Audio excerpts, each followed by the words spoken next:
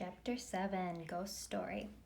Jack bounced in the saddle. He felt the cool night wind against his face, where he couldn't tell where they were going, but he trusted Dusty to follow the others. Finally, Dusty caught up with the herd as they began to slow down. Jack snapped his reins.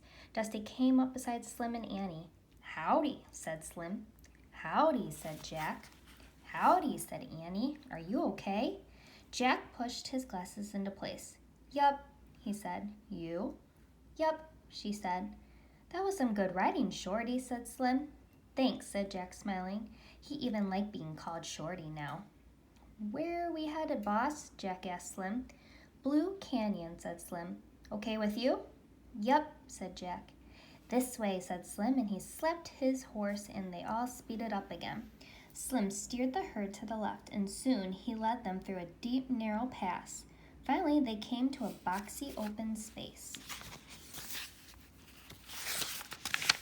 surrounded by walls of rock and lit by moonlight. "We'll corral the Mustangs here in Blue Canyon," Slim said. He got off his horse. He helped Jack down. Annie slipped off Sunset. "Take him to his ma," Slim told Annie. Annie led Sunset to the mar. In the moonlight, the two Mustangs rubbed against one another and neighed. As Jack patted Dusty's damp neck, he remembered the last two rules: praise and reward. "Thanks," he whispered to Dusty. "You were great. You were super great." Slim unsaddled Dusty, then handed Jack his saddlebags. "Take those over to the grassy spot. We'll camp there," he said. As Jack carried the saddlebags, his boots felt stiff and tight. His legs were sore and wobbly, but he didn't mind. He threw down the saddlebags in his backpack. Then he flopped himself down. He was very tired. Annie joined him. "They seem so happy to be free and together again," she said, gazing at the moonlit Mustangs. "Yup," said Jack.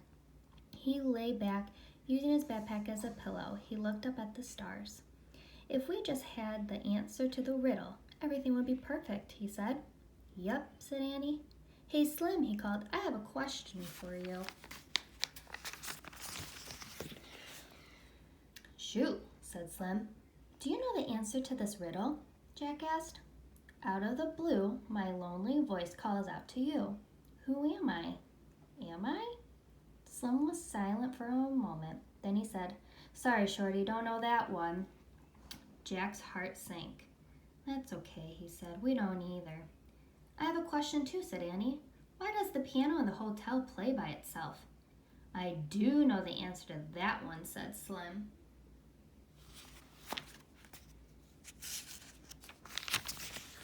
"What is it?" said Annie.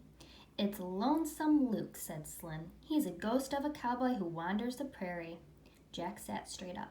I saw him, he said. "I just remembered. He scared the rustlers. If he hadn't come, I would have never gotten away."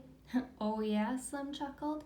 "Well, luckily for us, Lonesome Luke sometimes likes to help folks out." Slim threw his saddle down next to Jack and Annie and sat against it. "Years ago, Lonesome Luke had a gal who he was just crazy about," said Slim. "She couldn't take the Wild West, though, so she went back east." "What happened then?" asked Jack. "Luke went loco. Every night he'd show up at the hotel and play the piano. He played Red River Valley over and over again. Then one night he just vanished into the prairie and was never seen alive again. His bones were found a year later, but folks say his ghost returns to the hotel piano to play Red River Valley. It goes like this." Slim took out a harmonica and he began to play a song. It was the same sad song Jack and Annie had heard in the hotel. Jack lay back down and listened to the lonesome tune. A coyote howled in the distance. The horses stirred in the dark. "I better take some notes," thought Jack. But he didn't write a word before he fell asleep. He didn't even take off his boots. And that's the end of chapter 7, and the next chapter is called Who Am I? So maybe we'll find out what the answer to the riddle is.